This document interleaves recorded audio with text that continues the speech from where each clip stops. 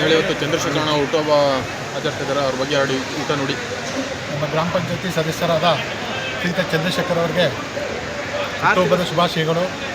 ಮತ್ತು ಅವ್ರಿಗೆ 100 ವರ್ಷ ಆಯುಸ್ಸು ಆರೋಗ್ಯ ಕೊಟ್ಟು ಚಾಮುಂಡೇಶ್ವರಿ ತಾಯಿ ಆಶೀರ್ವಾದ ಮಾಡಲಿ.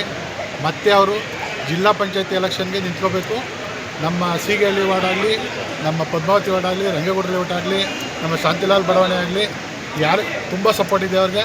ಮತ್ತು ಜನಪರ ಕಾರ್ಯಕ್ರಮಗಳನ್ನ ಅವರೆಲ್ಲರೂ ಮಾಡ್ತಾಯಿದ್ದಾರೆ. ಅವ್ರಿಗೆ ನಮ್ಮ ಜನಬೆಂಬಲ ಏನಿದೆ ಇವತ್ತು, ಅವರೆಲ್ಲ ಅವ್ರಿಗೆ ಅನುಗುಣವಾಗಿ ನಮ್ಗಳಿಗೆ ಅನುಗುಣವಾಗಿ ಅವ್ರು ಕೆಲಸ ಮಾಡ್ತಾಯಿದ್ದಾರೆ.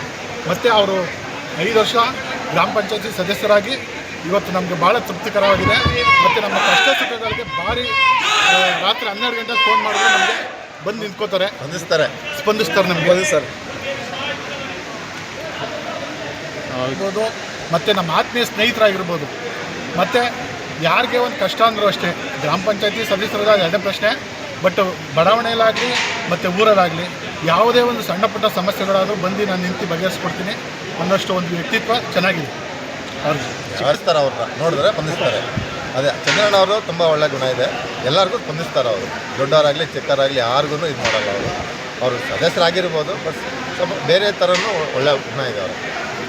ಯಾವುದೇ ಸಮಸ್ಯೆ ರಾತ್ರಿ 12 ಗಂಟೆಲಿ ಫೋನ್ ಮಾಡಲಿ, ಅಣ್ಣ ಏನೋ ಸಮಸ್ಯೆ ಇದೆ ಬನ್ನಿ ಅಂತ ರಾತ್ರಿ 12 ಗಂಟೆಲಿ ಬಂದು ನಿಂತ್ಕೊಂಡು ಬಗೆಹರಿಸ್ತಾರೆ. ತುಂಬ ಒಳ್ಳೆ ವ್ಯಕ್ತಿ ಬಗ್ಗೆ ಜನಪರ ಕಾರ್ಯಕ್ರಮ ಚೆನ್ನಾಗಿ ಮಾಡ್ತಾ ಇದ್ದಾರೆ.